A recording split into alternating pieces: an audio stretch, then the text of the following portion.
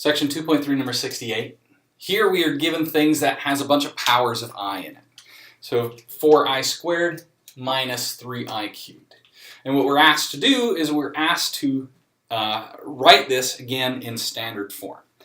Now the key thing to remember is that when we have these powers of I, anything past 2 we can break down into a bunch of powers of 2 multiplied together. And for example, if we had I to the 5th, well, I to the 5th is I squared plus multiplication times I squared times I to the 1, right? Because this is 5 i's multiplied together. This is 2 i's times 2 i's times 1 I, which is the same thing as 5 i's multiplied together.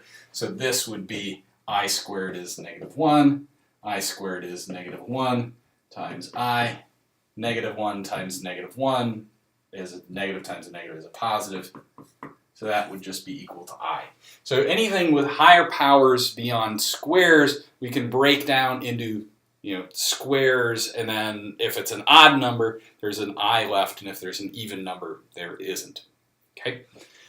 So for this one, the key thing to see is that I cubed is I squared times I.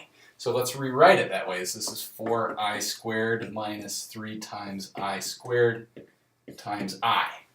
Now all of our I squares, we now replace with -1, since I squared is -1. So we're going to get 4 times -1 minus 3 times I squared is -1 times the I that's left over. Let's get rid of my example since it's now in the way. Positive 4 times -1 is -4.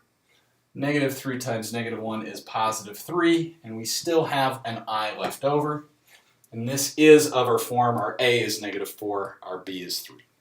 So that gets us there. And we're done.